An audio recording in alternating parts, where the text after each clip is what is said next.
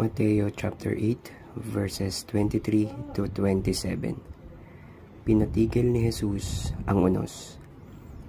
Sumakay si Jesus sa bangka kasama ang kanyang mga alagad. Bumugso sa lawa ang isang malakas na unos at halos matabunan ng mga alon ang bangka.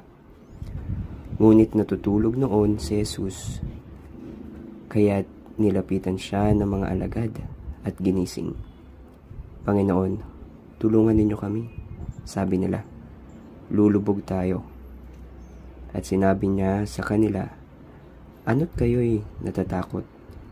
Napakaliit naman ng pananalig ninyo."